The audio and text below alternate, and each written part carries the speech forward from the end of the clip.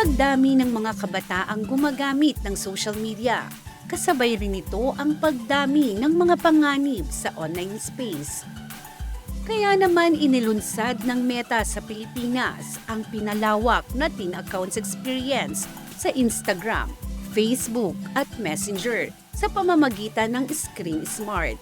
Layunin nito na bigyan ng mga magulang, guro at kabataan ng mga kaalaman, kasangkapan at mas pinatibay na safety features para sa mas ligtas na karanasan online. Ang pinaka-importante dito ay by default nakaset na yung safety features.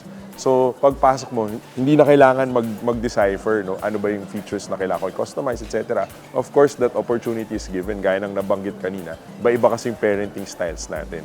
But the important thing is, at the outset, naka-default na yung settings. So magagamit to sa tamang paraan at sa maayos na paraan. Ang enhanced teen accounts ay may mga built-in protections na idinisenyo upang maprotektahan ang mga kabataan mula sa mga hindi kanais-nais na interaction online.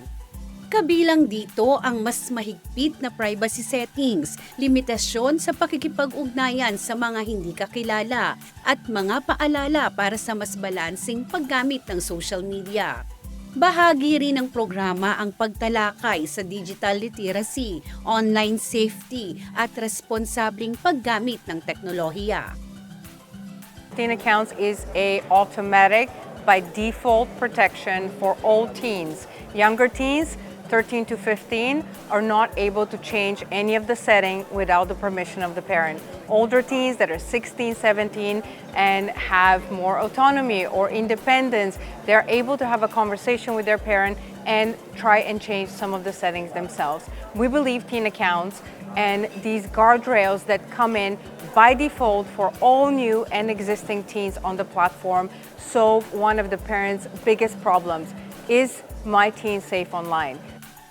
Naging tampok din sa event ang panel discussion na pinamagatang Building Safer Online Experiences for Filipino Teens. Nakiisa rito ang mga kinatawan mula sa National Youth Commission, Council for the Welfare of Children, Philippine Mental Health Association at Stairway Foundation. Layunin nitong palakasin ang pagtutulungan ng iba't ibang sektor sa paglikha ng mas ligtas na digital space para sa mga kabataan. So I think in terms of cyber resilience, it's not just youth. Pero malaking challenge yun sa youth kasi tayo na yung henerasyon na magtuturo sa magulang natin. Pag tumanda na tayo rin yung nagdadala ng teknolohiya na yun. Pag magkaanak tayo, yung mga anak natin, tuturuan din natin. So I think it's really us right now. And when you go back to the voting population, yung youth natin is going to be 80% voting population by 2028. And sila magko-command ng policy direction ng mga bagong officials. And that is why ngayon pa lang, dapat alam nila yung course na ito, yung nilalaman ng cyber hygiene program, kasi they will be the ones to input yung mga kailangan ilagay dun sa policy regulations na gagawin in the future. Binigyang diin ng mga speaker na mahalaga ang gabay ng mga magulang at guro sa paghubog ng responsableng paggamit ng social media. Ani nila, mas magiging epektibo ang mga safety feature kung sasabayan ito ng tamang edukasyon at aktibong pakikilahok ng mga nakatatanda.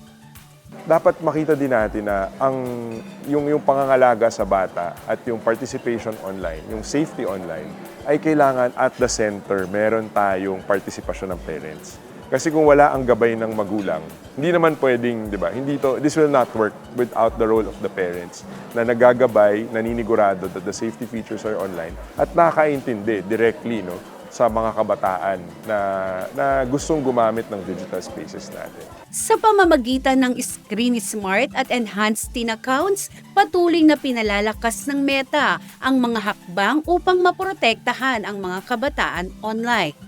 Paalala ito na ang paglikha ng mas ligtas na digital na kapaligiran ay pananagutan ng lahat, mula sa mga platform at paaralan hanggang sa mga magulang at buong komunidad.